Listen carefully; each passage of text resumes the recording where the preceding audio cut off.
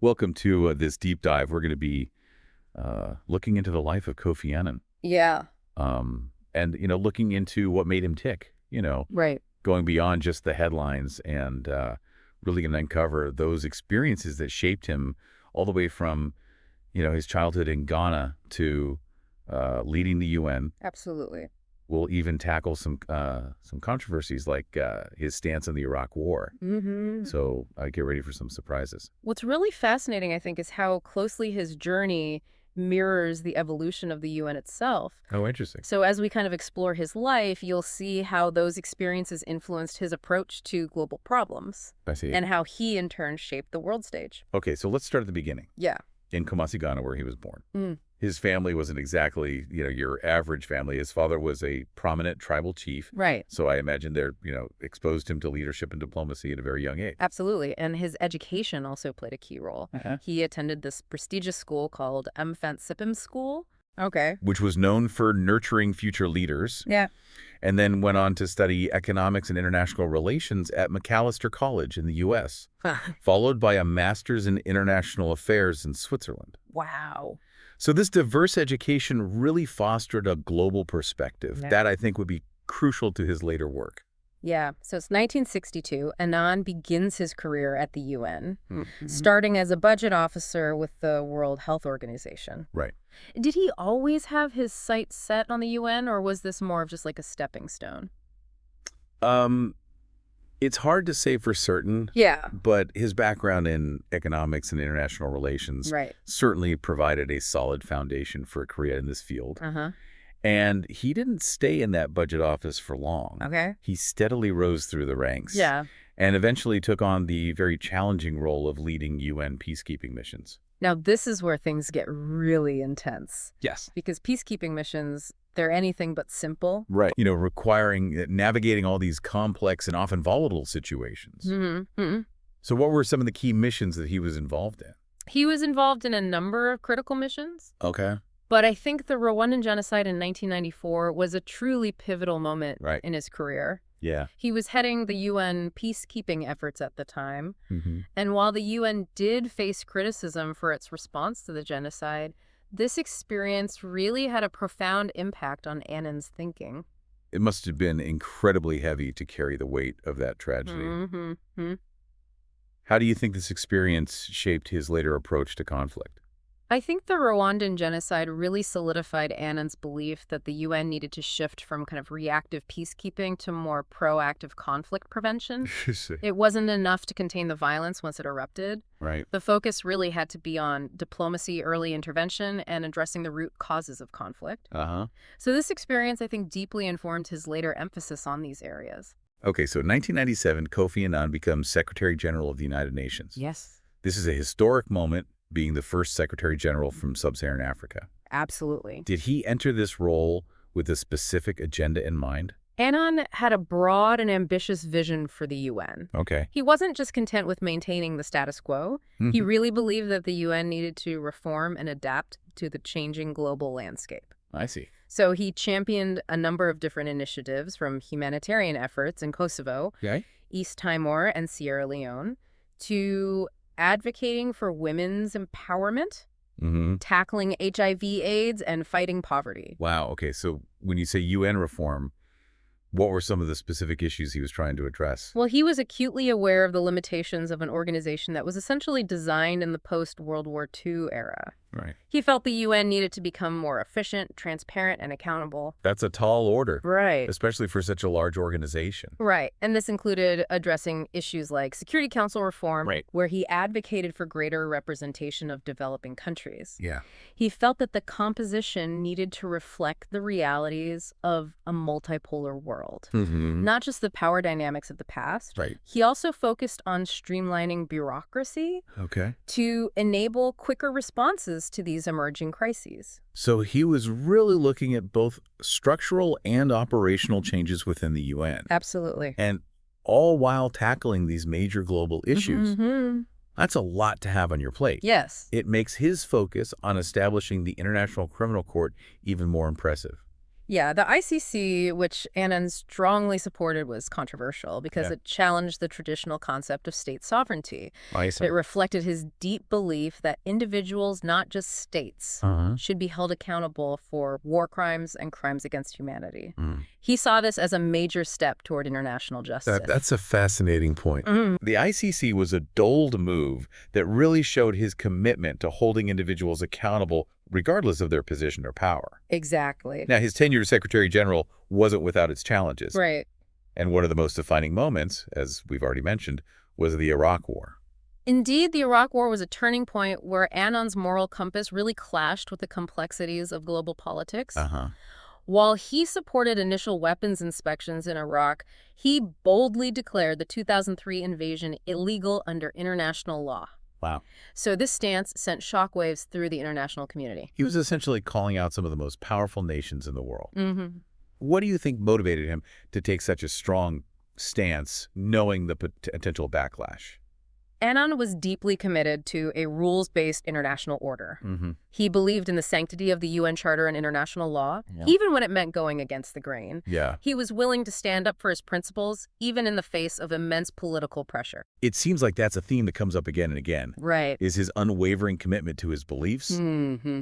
regardless of the consequences. Exactly. So despite the controversy surrounding the Iraq War, Annan's unwavering dedication to peace was internationally recognized. Yes. In 2001, he, along with the UN, received the Nobel Peace Prize. Yes, a very prestigious award. This wasn't simply a symbolic gesture, was it? Absolutely not. The Nobel Peace Prize brought much-needed attention to the critical issues that Annan was championing, such as poverty and weapons proliferation. Right. It amplified his message on a global stage and underscored the importance of multilateralism and international cooperation in tackling these world's most pressing challenges.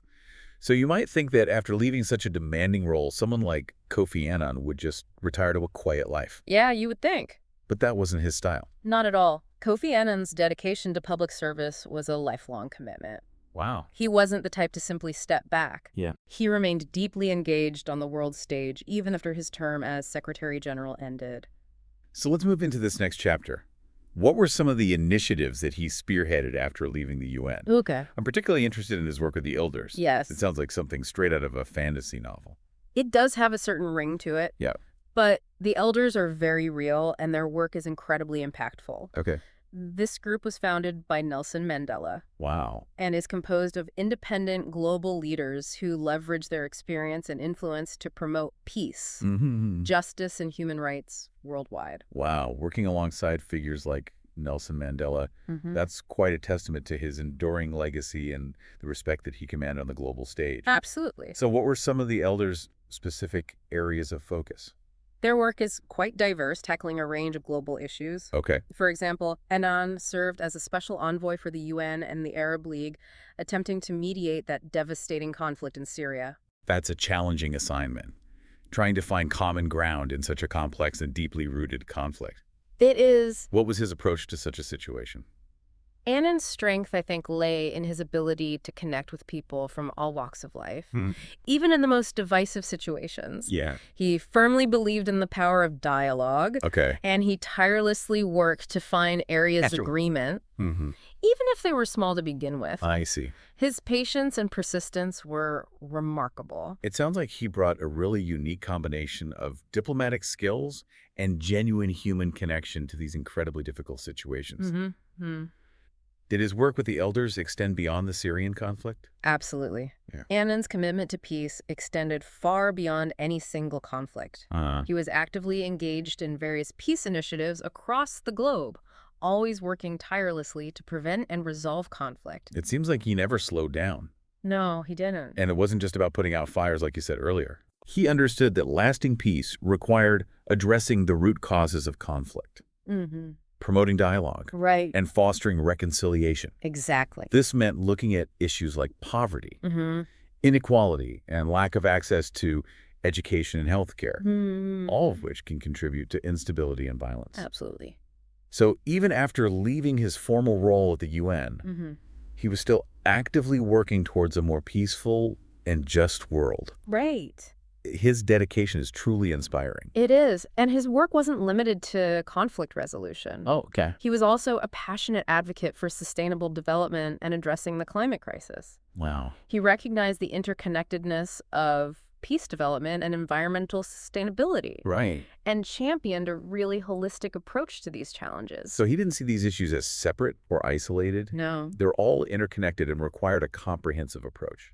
Mm-hmm. I know this is a difficult topic, Mm-hmm. but we can't talk about Kofi Annan without acknowledging his passing in 2018. Yes, his passing was a tremendous loss for the world. It was. But his legacy lives on, inspiring countless people to continue working toward the goals he so passionately championed. What a legacy it is. Mm-hmm. His contributions to diplomacy, peace-building, and human rights are truly immeasurable. Yes, they are. He showed the world what genuine leadership looks like, Mm-hmm. not just through words, but through action. Right. Unwavering commitment Mm-hmm.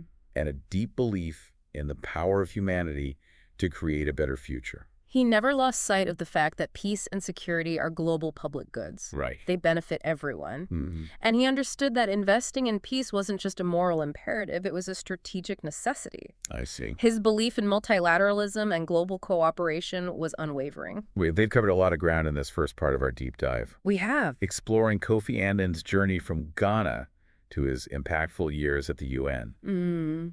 It's clear that his dedication to peace and making the world a better place was at the heart of everything he did. It was. And we've only just scratched the surface.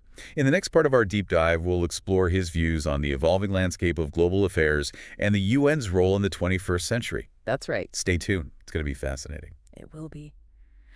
Welcome back to our deep dive into the life and legacy of Kofi Annan. In this part, we'll explore his insightful perspectives on the evolving landscape of global affairs and the UN's role in the 21st century.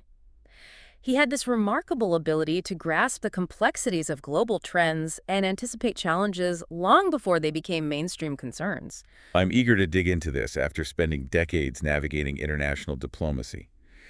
Annan must have had some profound observations about how the world was changing. Did he see these changes as opportunities or threats? Annan was a pragmatist, acknowledging both the challenges and opportunities presented by a rapidly changing world. He recognized the increasing interconnectedness, highlighting how issues like conflict, poverty, climate change, and pandemics transcended national borders. So it wasn't just about individual nations dealing with their own problems. Exactly. He often said that in an interconnected world, the security and well-being of one nation are inextricably linked to the well-being of all others. That's a powerful statement. The well-being of all others. Did he believe that the UN was equipped to address these complex and interconnected challenges? Annan had a deep belief in the UN's potential for good, but he was also acutely aware of its limitations. He believed that for the UN to remain relevant and effective, it had to undergo significant reforms and adapt to the changing global landscape. So not just maintaining the status quo, he was actively pushing for a fundamental shift in how the UN operated. Can you elaborate on what he meant by a more efficient, transparent, and accountable UN? Well, he believed that the UN's bureaucracy often hindered its ability to respond quickly and effectively to emerging crises. He felt that the organization needed to be more flexible and adaptable with streamlined processes and a clearer division of responsibilities. So cutting through the red tape, so to speak. Yeah. Precisely. He also pushed for greater transparency in UN decision-making and operations, believing that this would enhance the organization's credibility and legitimacy. And he strongly advocated for mechanisms to hold UN officials and member states accountable for their actions and commitments. That's a comprehensive approach to reform, targeting both the structure and the culture of the UN. It sounds like a daunting task. Did he face resistance to these ideas? Change is never easy, especially within a large and complex organization like the UN. There was certainly pushback from those who are comfortable with the existing power dynamics and those who feared that reforms might undermine their national interests. So navigating those political waters must have been quite challenging. It was. But Annan remained persistent. He used his platform and his persuasive skills to build consensus and to rally support for his vision of a more effective and responsive UN. One specific area of reform that he championed was the composition of the Security Council. I recall from Part 1 that he felt it no longer reflected the realities of the 21st century. What were his specific concerns, and did he propose any solutions? Annan argued that the Security Council, with its 5 permanent members holding veto power, was a relic of the post-World War II era. He felt that the composition needed to reflect the emergence of new global powers and the increasing influence of developing countries. He believed that a more representative Security Council would not only be more legitimate, but also more effective in addressing the challenges of a multipolar world. That makes sense. If the Security Council is to be effective in resolving global conflicts, it needs to have the trust and support of a broader range of nations. Did he propose any concrete changes to the Security Council's structure? He advocated for expanding the number of both permanent and non-permanent members on the Security Council. He felt that this would provide a greater voice to underrepresented regions and allow for a more balanced distribution of power within the Council. He also suggested revisiting the veto power, exploring mechanisms to limit its use, or to find alternative ways to ensure consensus on critical decisions. These are bold ideas challenging the very foundations of the UN's power structure. It's easy to see why such reforms would face resistance from countries that benefit from the current system, moving beyond structural reforms. Or his thoughts on the UN's role in peacekeeping and conflict prevention. Annan believed that the UN needed to move beyond its traditional approach of reactive peacekeeping. He argued that the organization needed to invest more in preventing conflicts before they erupt, and to develop more effective tools for addressing the root causes of violence and instability. So not just sending peacekeepers after a conflict has already broken out, but actively working to prevent those conflicts from happening in the first place. What did that look like in practice? He advocated for a significant increase in funding and resources for UN diplomacy, mediation, and peacebuilding efforts. He believed that investing in early warning systems, promoting dialogue between conflicting parties, and addressing the underlying economic and social inequalities that often fuel conflict were essential for creating lasting peace. It's a proactive approach that addresses the underlying causes rather than just the symptoms. Did he see this as solely the responsibility of the UN, or did he believe other actors had a role to play? He understood that the UN couldn't do it alone. He often spoke about the importance of partnerships between the UN regional organizations, governments, civil society groups, and the private sector. Bringing everyone to the table. Exactly. He believed that these multi-stakeholder partnerships were essential for addressing complex challenges and for building sustainable peace.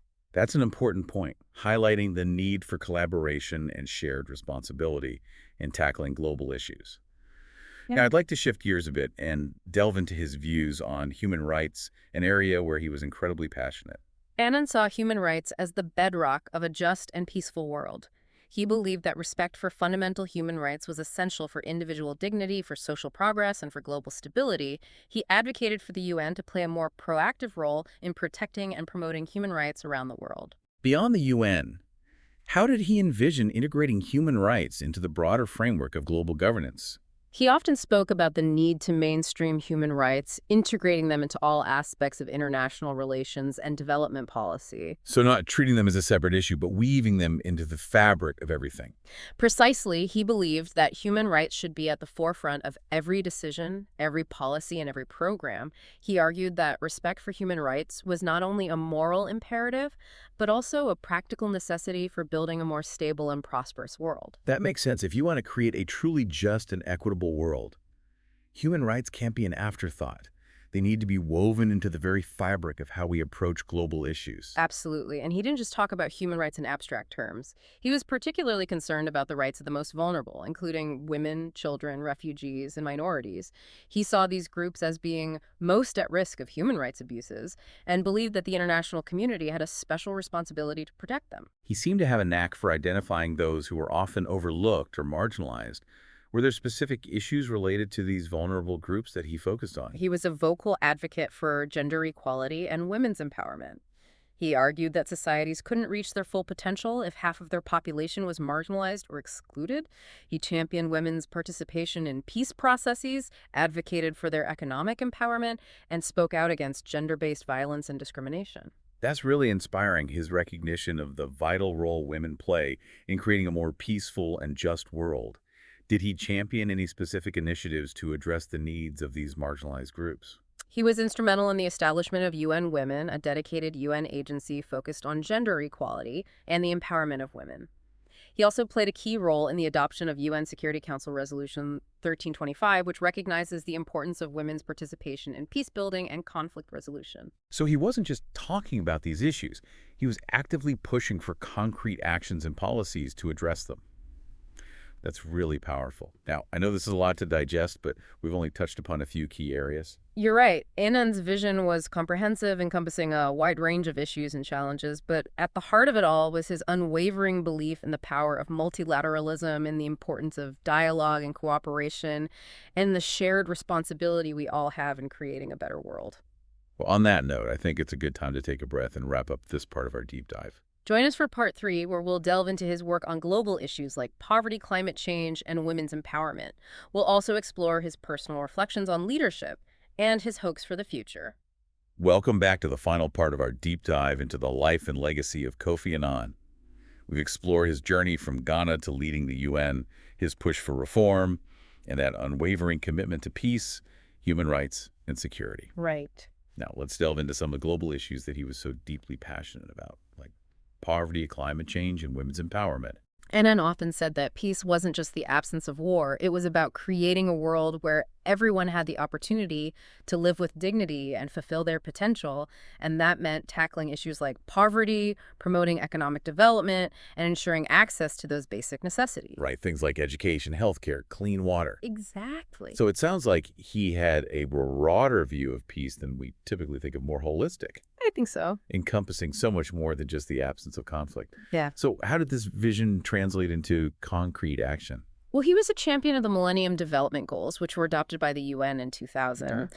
And these goals established ambitious targets for poverty reduction, improving global health, and promoting education for all. Okay. He really saw these goals as a roadmap to a more just and equitable world. And those goals weren't just aspirational, where they actually mobilized global efforts and resources, which led to significant progress in several areas. You're absolutely right. The Millennium Development Goals served as a catalyst for international cooperation and development initiatives, and it led to some tangible improvements in the lives of millions around the world.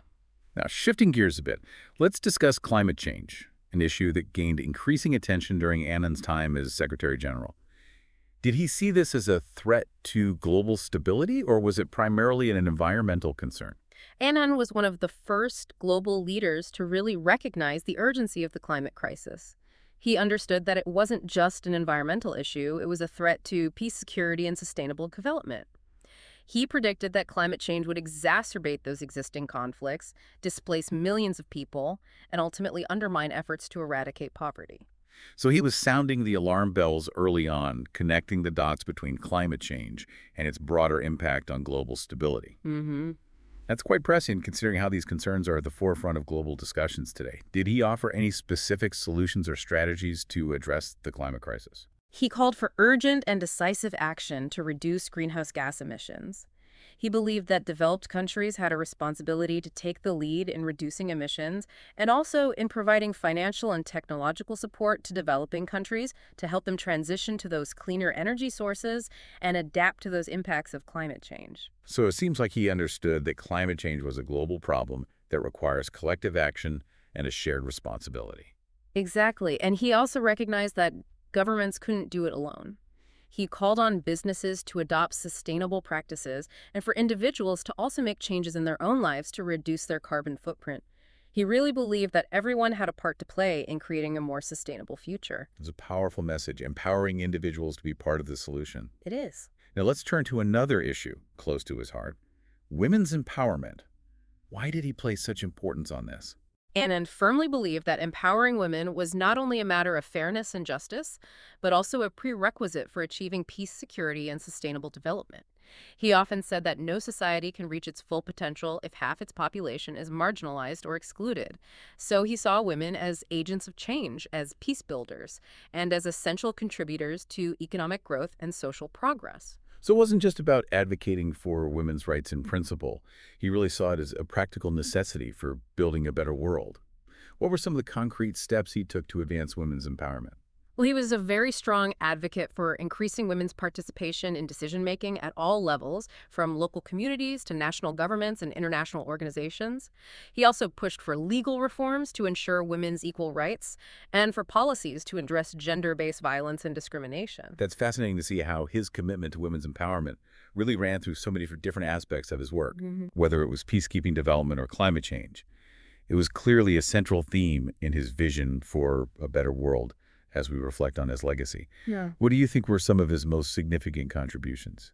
I think he brought a unique blend of moral clarity, diplomatic skill, and unwavering commitment to his role as Secretary General, and he helped to redefine the UN's mission in the 21st century, really emphasizing the interconnectedness of peace development, human rights, and security. And he wasn't afraid to challenge powerful nations to speak truth to power and to champion the voices of those who are marginalized. It sounds like he wasn't just managing global affairs. He was Yeah. actively shaping them, Mm. pushing for a more just equitable and sustainable world. What can we learn from Kofi Annan's life and work? Well, I think his life teaches us that one person can make a profound difference. He showed us the importance of courage, compassion, integrity, and that willingness to stand up for what you believe in. He also reminded us that our world is interconnected, that our destinies are intertwined. And his legacy inspires us to work together to build a better future for all. That's a powerful message to end on. Thank you for joining us on this deep dive into the life and legacy of Kofi Annan. We hope this exploration has been insightful and inspiring. Kofi Annan's vision of a more peaceful, just, and sustainable world is a vision worth striving for, and his life shows us that it's a vision within our reach if we have the courage and the commitment to pursue it.